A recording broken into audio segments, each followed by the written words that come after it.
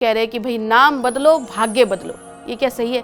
Name spelling अगर आपका आपके बर्थ चार्ट से या आपके ड्राइवर कंडक्टर से सिंक में है तो आप आपकी लाइफ को 50 to 60% अपलिफ्ट कर सकते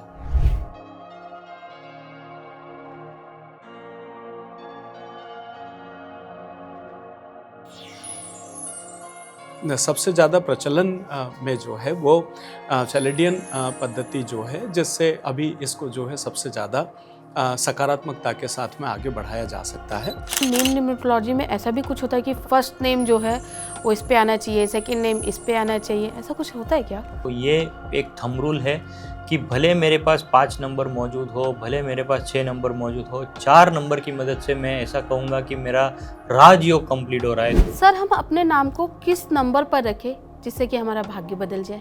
मैं किस फील्ड में, उस फील्ड में मुझे इन 4, 5, 6 नंबर में से कौन सा नंबर मुझे श्रेष्ठता के साथ बढ़ना चाहिए। कई पेरेंट्स ऐसे होते हैं जो अपने बच्चे का नाम रियल में कुछ और रखते हैं, स्कूल वगैरह हर जगह कुछ और होता है, लेकिन प्यार से कुछ और बोलते हैं। जैसे मेरी बेटी का नाम है कांशी, लेकिन मैं उसे प्यार से गुंची बोलती हूँ। बचपन तक ठीक है, लेकिन उसके बाद आप उसको उसी नाम से बुलाएं जो नाम उसका ऑन पेपर है, स्कूल में, कॉलेज में या भविष्य में उसको वो नाम मिलने वाला है। निक नेम के बारे में आपका क्या कहना है? 2 नाम होने की वजह से कंफ्यूजन क्रिएट हो सकता है कि कौन से नाम की वाइब्रेशन देनी चाहिए ओवरऑल यूनिवर्स को। सो डेफिनेटली निक नेम घर तक ठीक है। आजकल मैं देख रही हूँ मोबाइल न्यूमरोलॉजी बहुत चल रहा है, तो ये क्या हमारी लाइफ पर इम्पैक्ट करता है इसका कुछ?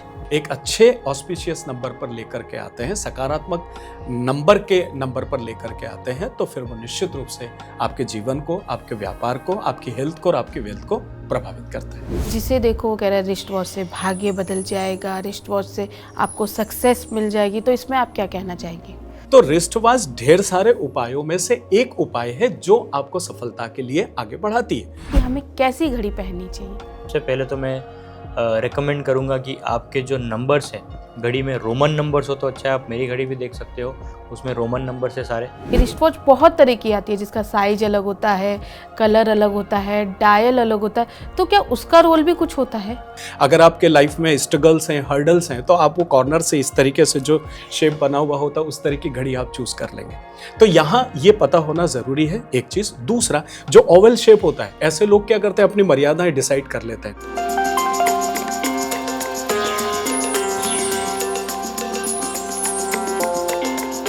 नमस्कार, आप सभी का स्वागत है KFE टॉक शो में। आज हम बात करेंगे बच्चों के निक नेम के बारे में, कि उनका निक नेम होना चाहिए कि उनका निक नेम नहीं होना चाहिए। साथ ही हम बात करेंगे रिस्ट वॉच के बारे में और नेम न्यूमरोलॉजी के बारे में। ये सारी बातें हम करेंगे अपने बहुत ही इम्पॉर्टेंट गेस्ट के साथ, जिनका नाम है CA वोमेश पाठक जी, जो कि एक बहुत अच्छे न्यूमरोलॉजिस्ट है, वास्तु एक्सपर्ट है, साथ में रुद्राक्ष कोच भी है। और उनके साथ हैं विश्वास वैष्णव जी, जो कि एक बहुत अच्छे न्यूमरोलॉजिस्ट हैं, वास्तु एक्सपर्ट है और साथ में लाइफ कोच है। चलिए उनका स्वागत करते हैं। नमस्कार sir. Thank you. Womesh sir, मेरा क्वेश्चन आपसे है, क्योंकि मैं ना वेट नहीं करती हूँ, मैं डायरेक्ट शुरू हो जाती हूँ कि आजकल मार्केट में जहाँ देखो नेम न्यूमरोलॉजी का मार्केट इतना गर्म है, लोग कह रहे हैं कि भाई नाम बदलो भाग्य बदलो, ये क्या सही है? जी बिल्कुल। सबसे पहले तो मैं आपको बता दूं कि आपका जो मूलांक है, आपका जो भाग्यांक है, वो आप चेंज नहीं कर सकते। आपका बर्थ चार्ट आप चेंज नहीं कर सकते। तो एक ही चीज़ है जो आप चेंज कर सकते हो, एक ही चीज़ है जो आपके कंट्रोल में है, एक ही चीज़ है जो वेरिएबल है, वो है आपका नेम स्पेलिंग। तो अगर मैं बात करूं कि नेम स्पेलिंग अगर आपका आपके बर्थ चार्ट से या आपके ड्राइवर कंडक्टर से सिंक में है तो आप आपकी लाइफ को 50 to 60% अपलिफ्ट कर सकते हो। साथ ही साथ अगर आपका बर्थ चार्ट और आपका नेम स्पेलिंग सिंक में नहीं है तो भले आपके बर्थ चार्ट में राजयोग हो, भले आप किसी अच्छे प्रोफेशन में हो, फिर भी आप इतना सक्सेसफुल नहीं हो पाओगे। इसीलिए जो है नेम स्पेलिंग बहुत ही ज़्यादा इम्पॉर्टेंट है। और आजकल जो है सोशल मीडिया की मदद से लोगों ने ये चीज़ समझ ली है और लोग जो है खुशी खुशी आज अपना नेम स्पेलिंग चेक करवाते हैं और चेंज भी करवाने तैयार होते हैं। तो डेफिनेटली नेम स्पेलिंग काम करता है और बहुत ही ज़्यादा असरकारक है, और ये जो है आपकी लाइफ को 100% चेंज कर सकता है। विश्वास सर, मेरा आपसे ये सवाल है कि नेम स्पेलिंग को करेक्ट करने के बहुत से मेथड बताए जाते हैं। बहुत से लोग कह रहे हैं कि आप ये मेथड करो, आप वो मेथड करो, तो कौन सा मेथड सही है? देखिए आदरणीय मैडम, हर नंबर जो भी ABCD, एक से लेकर के Z तक, ए से लेकर के Z तक जो भी लेटर हैं उनको न्यूमरोलॉजी ने कोई एक नंबर जो है वो डिसाइड किया है। उसको पाइथागोरस ने भी जो है वो किया है, चैलेडियन पद्धति से भी दिया, और भी इसके अलावा भी दूसरी पद्धतियां रही है।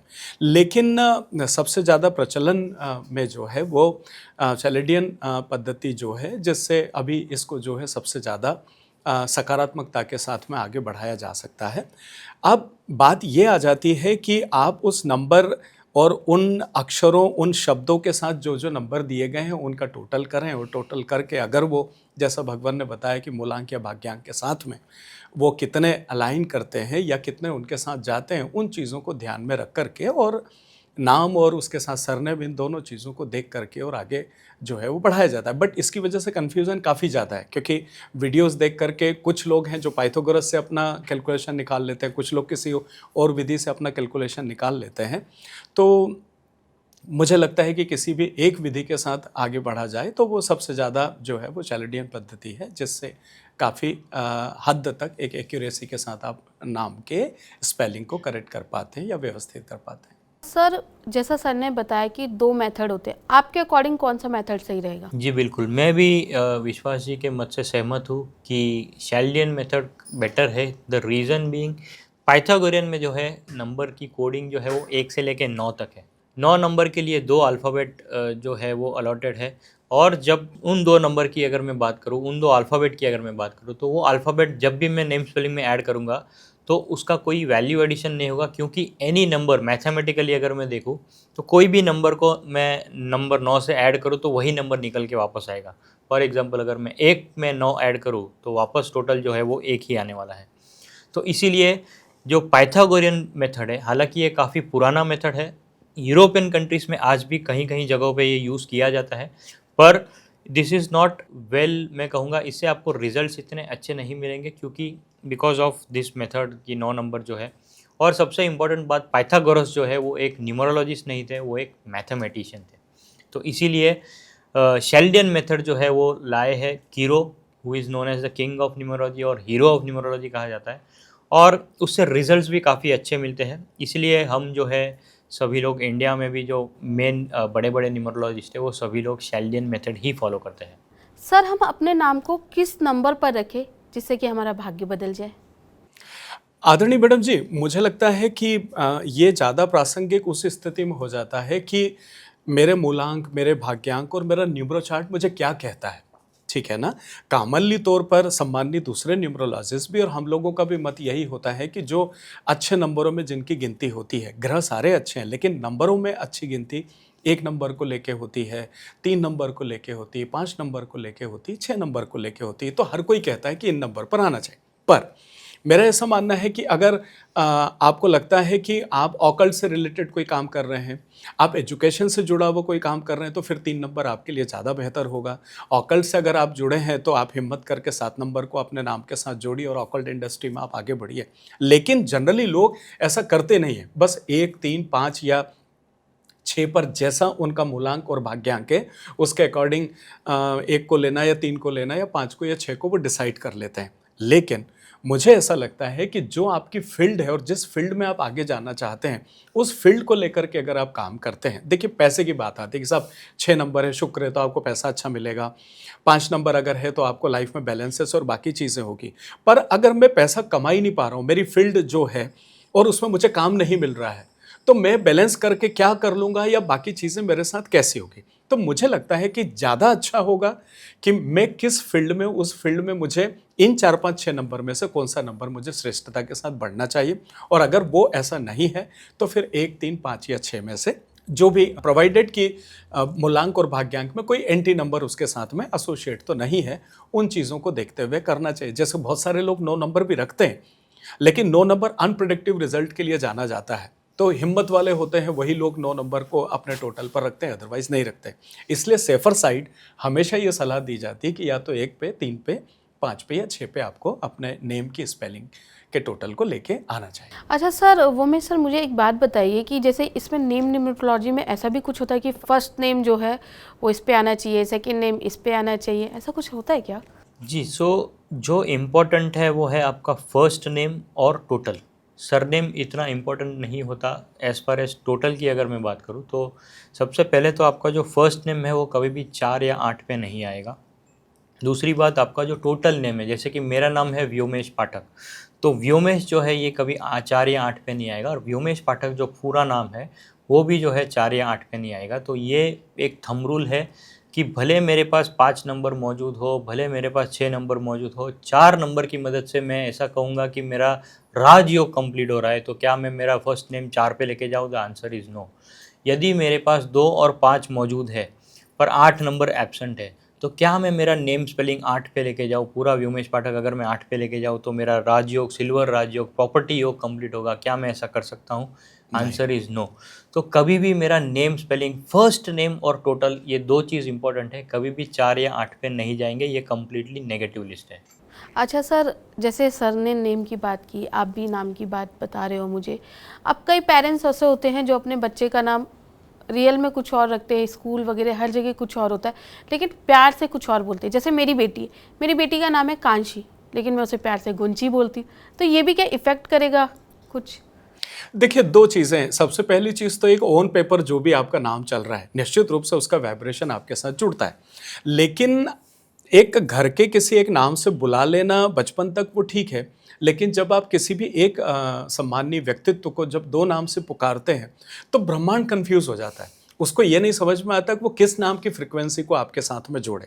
तो अच्छा तो यही होगा कि बचपन तक ठीक है, लेकिन उसके बाद आप उसको उसी नाम से बुलाएँ जो नाम उसका ऑन पेपर है, स्कूल में, कॉलेज में या भविष्य में उसको वो नाम मिलने वाला है, और प्रभाव भी उसी का आता है। तो अगर कोई बदलाव या कुछ चीज़ें करना भी है तो उन्हीं पर करना होती है जो एक्चुअल में है और ऑन पेपर है, और जिसके साथ आप आगे बढ़ेंगे। लीगल तौर पर भी आपके आधार कार्ड पर, आपके पैन कार्ड पर, आपके बैंक अकाउंट्स में जिन नामों को लेकर के आप आगे बढ़ते हैं, उन्हीं नामों में सुधार भी किया जाता है और उन्हीं नामों से पुकारें तो ज़्यादा अच्छा होता है। पर आदरणीय माता-पिता प्यारवश बच्चों को बुलाते हैं, और माता-पिता की भावना हमेशा बच्चों के प्रति हमेशा वो होती है, उनसे बड़ा कोई न गुरु है, न ईश्वर है। माता-पिता सबसे पहले ईश्वर तुल्य बच्चे के लिए होते हैं, तो उसमें प्यार है। लेकिन दुनिया शायद उतने प्यार से उस नाम को न पुकारे जो उपनाम आप रखते हैं। गुल्लू है तो टिल्लू है तो पिंकी है तो चिंकी है तो डब्ल्यू है, तो इसमें माता का प्यार छिपा होता है, पेरेंट्स का प्यार छिपा होता है। लेकिन एक आम इंसान उसको नाम बिगाड़ के भी जो है वो कई बार उच्चारित करते हैं। तो बेटर है कि बड़े होने के बाद में या कहीं भी हो तो आप उन्हीं नामों से उनको पुकारें और करेक्शन भी उन्हीं पर करें और फ़ायदा भी उन्हीं का उठाएं। अच्छा वोमेश सर, मैं आपसे जानना चाहूँगी निक नेम के बारे में आपका क्या कहना है? जी देखिए, यही है कि निक नेम जो है, डेफिनेटली आप जो भी नाम यूज़ करोगे उसका वाइब्रेशन थोड़ा बहुत तो आपके साथ जाएगा। पर जैसे कि सर ने बताया कि 2 नाम होने की वजह से कन्फ्यूजन क्रिएट हो सकता है कि कौन से नाम की वाइब्रेशन देनी चाहिए ओवरऑल यूनिवर्स को। सो डेफिनेटली निक नेम घर तक ठीक है, पर जो ज़्यादा मायने रखेगा वो है आपका नाम जो आप सोशल मीडिया पे यूज़ करते हो, आपका नाम जो आप आपके ईमेल आईडी में यूज़ करते हो, जो आपके विजिटिंग कार्ड पे यूज़ करते हो, जो आपके घर के बाहर नेम प्लेट में है। ये सारी जगह इंपॉर्टेंट हो जाती है कि जहाँ पे आप ये नाम यूज़ करते हो। अभी निक नेम जो आप सब जगह पे तो यूज़ नहीं करोगे, सो निक नेम का थोड़ा बहुत इफेक्ट आएगा, पर जो मेन इम्पैक्ट रहेगा, जो मेन इफेक्ट रहेगा वो रहेगा आपका कौन सा नाम यूनिवर्स की तरफ जा रहा है, आपका कौन सा नाम पब्लिक डोमेन में जा रहा है, सोशल मीडिया में जा रहा है, वो नाम सबसे ज़्यादा इंपॉर्टेंट होगा। विश्वास जी, मेरा क्वेश्चन ये है, क्योंकि देखिए आजकल मैं देख रही हूँ मोबाइल न्यूमरोलॉजी बहुत चल रहा है, तो ये क्या हमारी लाइफ पर इम्पैक्ट करता है इसका कुछ? आदरणीय मैडम जी, देखिए हर वो नंबर जो आपके साथ जुड़ जाता है वो आपके जीवन को प्रभावित तो करता है ना। आज के समय में हम ये देखें कि देखते ही देखते मोबाइल ने हमारे पूरे जीवन को कैप्चर कर लिया है। आज अगर आप घर से निकलें और अगर मोबाइल आपके साथ नहीं है, तो आप जब तक वो मोबाइल आपके पास न पहुंच जाए तब तक आप अपने आप को हैंडीकैप सा महसूस करते हैं या अनईजी महसूस करते हैं या स्ट्रेस में आ जाते हैं, सारी चीज़ें होने लगती हैं, ठीक है ना। तो एक ज़माना था जब मोबाइल को एक फ़ोन की तरह आया था कि भाई ठीक है मेरा फ़ोन मेरे हाथ में, पर किसी ने सोचा नहीं था कि उससे वीडियो कॉल होता है, उससे पूरी दुनिया हमसे कनेक्ट हो जाएगी या मैं व्हाट्सएप के ऊपर पूरा बिजनेस अपना रन कर लूँगा। तो उस वजह से, उस लिहाज से वो नंबर अब आपके लिए बहुत ज़्यादा महत्वपूर्ण हो जाता है, क्योंकि वो व्यापार का बहुत बड़ा हिस्सा है। ऐसी स्थिति में अगर उसका टोटल किसी ऐसे नंबर पर आता है जो स्ट्रगल के लिए जाना जाता है, या ऐसे नंबर पर आता है जिसको एक अच्छा नंबर या एक अच्छा प्लेनेट नहीं माना जाता है, ठीक है ना, कारण कुछ भी हो। तो उस वजह से मोबाइल के नंबर जिस तरह से एक नाम के नंबर, क्योंकि वो मोबाइल भी तो आपके नाम के साथ जुड़ा हुआ है, कि आपने कहा कि अच्छा सोनी जी का नंबर दीजिए, तो वो नंबर आपके नाम के साथ आगे ट्रेवल हुआ ना, तो नाम के साथ साथ आपका मोबाइल नंबर की जो टोटल है वो भी आपके कार्यक्षेत्र को, आपके स्वभाव को, आपके आभा मंडल को और आपके व्यापार को और आपके कस्टमर को नियंत्रित करती है। अगर मान लीजिए बहुत अच्छा नंबर है, पता है आपको दिन भर सुकून भरे कॉल आएंगे, जितने भी कॉल्स आने हैं, मान लीजिए 8 नंबर है, 4 नंबर है या 2 नंबर भी है जो अप डाउन दे रहा है लाइफ में आपको, ठीक है ना, तो पता लगा कि आपको सुबह कोई बहुत खुश करने वाला कॉल आ रहा था, एट द सेम टाइम दूसरा कॉल ऐसा आ रहा है कि वो पूरी तरीके से आपको वापस नीचे मूड को ट्विस्ट कर रहा है, फिर कोई कॉल आया जिसमें आपको कोई स्ट्रेस आ रहा है, मतलब आपको ऑर्डर आने वाले कॉल, आपके बिजनेस को आगे बढ़ाने वाले कॉल, उनकी संख्या कम होगी, और बाकी दूसरे आपको लगा कि मैंने दिन भर 100 फोन कॉल्स आज अटेंड किए पर मेरा काम का तो एक भी नहीं था। लेकिन जब आप उसके नंबर को मूलांक भाग्यांक के साथ में एक अच्छे ऑस्पिशियस नंबर पर लेकर के आते हैं, सकारात्मक नंबर के नंबर पर लेकर के आते हैं, तो फिर वो निश्चित रूप से आपके जीवन को, आपके व्यापार को, आपकी हेल्थ को और आपकी वेल्थ को प्रभावित करता है। अच्छा वोमेश सर, लोग कहते हैं कि आप अपने नंबर में 55 लेकर आओ, 66 लेकर आओ, तो आपकी लाइफ चेंज हो जाएगी, ऐसा कुछ होता है क्या? जी, एक चीज़ ये मैंने भी काफ़ी नोटिस की है कि कुछ लोग जो है वो रेकमेंड करते हैं कि 555 पे नंबर लेके आओ, 555 पे एंड होना चाहिए, 666 पे एंड होना चाहिए। तो क्या ये ज़रूरी है? मैं कहूँगा ये इतना ज़रूरी नहीं है, जितना कि ज़रूरी है कि आपको जो है वो पूरे नंबर की टोटल आपको देखनी है कि क्या वो आपके मूलांक या भाग्यांक से सिंक में है। जैसे कि हम हमेशा कहते हैं कि आपका जो मोबाइल नंबर का टोटल है वो लकी नंबर्स, ऑस्पिशियस नंबर जो कि है 1, 5, 6 या 3 पे आना चाहिए। ये सबसे पहला बेसिक चीज़ है। दूसरी बेसिक चीज़ ये है कि ये जो नंबर है, यदि मैं 8 नंबर से रूल होता हूँ तो मेरा जो टोटल नंबर है वो 1 पे नहीं आएगा। सिमिलरली अगर मैं 6 से रूल हो रहा हूँ तो मेरा टोटल नंबर जो है वो 3 पे नहीं आएगा, और 3 से रूल हो रहा हो तो टोटल नंबर 6 पे नहीं आएगा, इर्रिस्पेक्टिव ऑफ वो नंबर मेरे चार्ट में है या नहीं है। तो ये जो है टोटल इम्पोर्टेंट है, टोटल रेलेवेंट है, और साथ ही साथ जो है मोबाइल नंबर में मल्टीपल 2, 4, 8, 7 हम अवॉइड करने कहते हैं। एक बार आएगा तो चलेगा, पर मल्टीपल टाइम से नंबर नहीं आने चाहिए। जहाँ तक की बात है 555, 666, 111 फैंसी नंबर्स है, अगर आप अफोर्ड कर सके आप ले सकते हो, पर क्या ये ज़रूरी है? तो इसका आंसर मैं कहूँगा नहीं, ये बिल्कुल इतने ज़रूरी नहीं है। आपके पर्सनल चॉइस के ऊपर है, यदि आप जाना चाहें ये नंबर पे जा सकते हैं, यदि आप अफोर्ड कर सके, क्योंकि मैंने देखे हैं कि ये नंबर्स काफ़ी महंगे हो चुके हैं बिकॉज ऑफ दिस एडवर्टीजमेंट कि 555 हो तो बहुत अच्छा है, 666 है तो बहुत अच्छा है। अगर आप ले सको तो लो, अदरवाइज ऐसा कोई हार्ड एंड फास्ट नहीं है कि 555 होना ही चाहिए या 666 होना ही चाहिए। सर इन दोनों ना रिस्ट वॉच का बहुत चलन चल रहा है, जिसे देखो वो कह रहा है रिस्ट वॉच से भाग्य बदल जाएगा, रिस्ट वॉच से आपको सक्सेस मिल जाएगी, तो इसमें आप क्या कहना चाहेंगे? आदरणीय मैडम, देखिए सफलता शब्द जो है, सक्सेस शब्द ये बड़ा वाइड है, ठीक है ना। सक्सेस बेसिकली रिस्ट वॉच पे मैं आता हूँ, पर मैं कहूँ कि देखिए सफलता मतलब पैसा, ये यहाँ गलत धारणा बिल्कुल बन जाती है। आपके समाज से संबंध कैसे हैं, आपका स्वास्थ्य कैसा है, आपके पास में नेम फेम कैसा है, आपके पास पैसा कैसा है, ये सारी चीज़ें मिल करके आपकी सफलता को परिभाषित करती है, न कि सिर्फ पैसा, ठीक है। अब बात ये आ जाती है कि रिस्ट वॉच, तो रिस्ट वॉच ढेर सारे उपायों में से एक उपाय है जो आपको सफलता के लिए आगे बढ़ाती है। Not only wrist watch but ढेर सारी रेमेडीज में से, ढेर सारे उपायों में से रिस्ट वॉच एक उपाय है। देखिए 1868-69 के आसपास घड़ी का जो है वो आविष्कार हुआ था।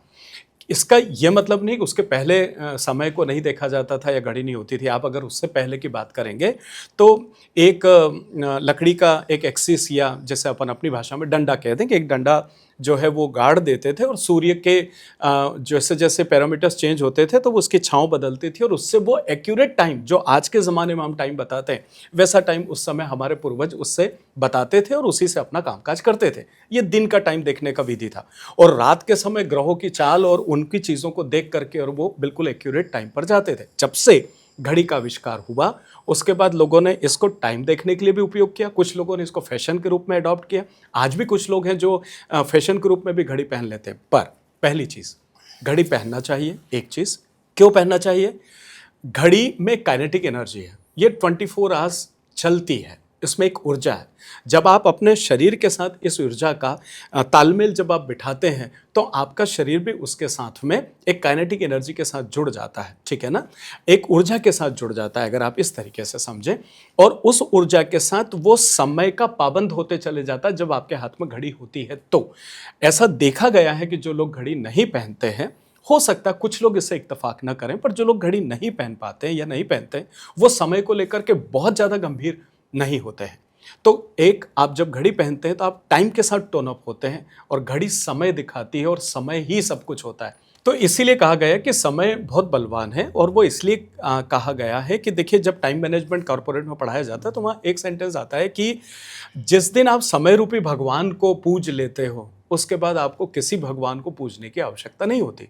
तो अगर समय को भगवान का दर्जा है तो फिर समय के साथ आप क्यों नहीं चलना चाहते, और अगर आप समय के साथ चलना चाहते हो तो फिर घड़ी आपके पास होनी चाहिए, ठीक है ना। अब ये मत हो सकता है किसी का सब मोबाइल है ना, हम उसमें देख लेते हैं, तो वो मैं उसके अगले किसी जवाब में उसके बारे में बताऊंगा कि मोबाइल आपका टाइम देखने के लिए नहीं है, मोबाइल किसी और चीज़ के लिए है। जैसा कि सर ने बोला कि घड़ी पहननी चाहिए, तो मेरा ये सवाल आपसे है कि हमें कैसी घड़ी पहननी चाहिए।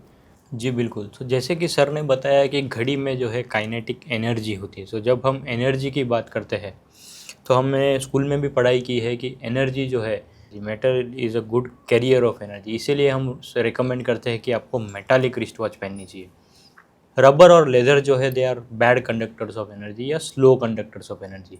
तो इसीलिए हम रिकमेंड करते हैं कि आप रबर और फाइबर या जो है लेदर की रिस्ट वॉच आप अवॉइड कीजिए जितनी हो सके, और मेटालिक रिस्ट वॉच पहनिए, सो दैट इसकी एनर्जी और आपकी एनर्जी जल्दी से अलाइन हो जाए, और ये जो इसकी घड़ी के टिक टिक टिक जो कांटे हैं, जो एनर्जी उसका फ्लो है, वो आपकी एनर्जी के साथ सिंक होके आप अपनी लाइफ में जो है अपनी एनर्जी को इम्प्रोवाइज़ कर सको, अपनी एनर्जी को इम्प्रूव कर सको। तो इसीलिए पहला गाइडेंस है, आपको मेटालिक रिस्ट वॉच पहननी चाहिए।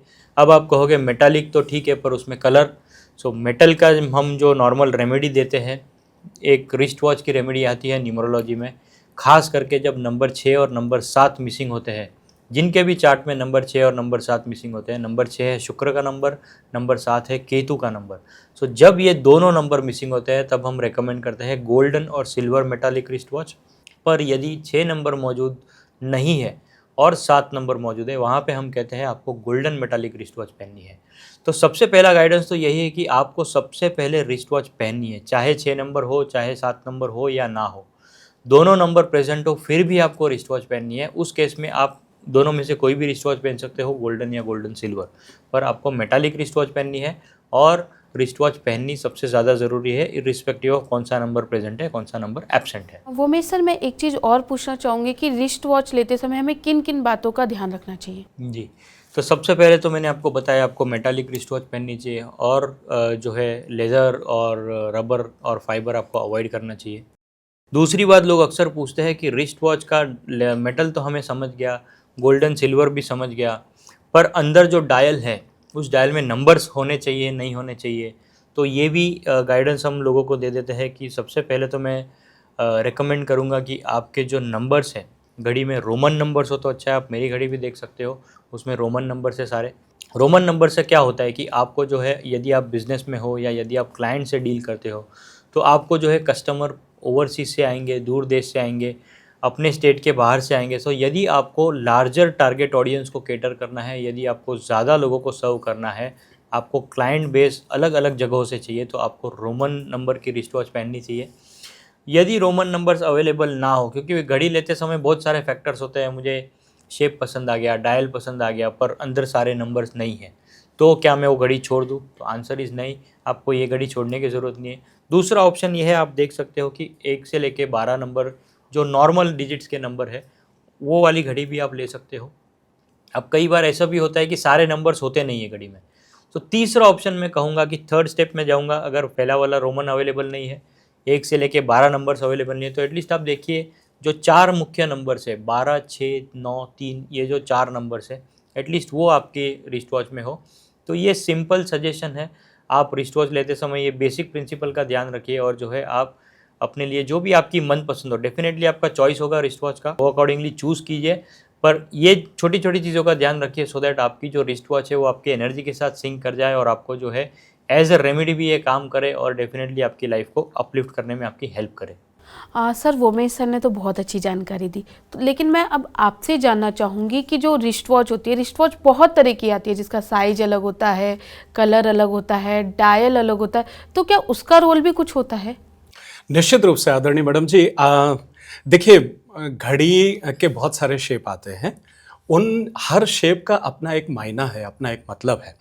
जैसे आपने देखा हो, एक गोल डायल आता है, एक थोड़ा सा ऐसा अंडाकार जो है वैसे आते हैं, कुछ रेक्टेंगल आते हैं, कुछ के कॉर्नर्स ऐसे ऐसे कटे हुए होते हैं, उस तरीके से आते हैं। ऐसे बहुत सारे शेप्स अवेलेबल होते हैं।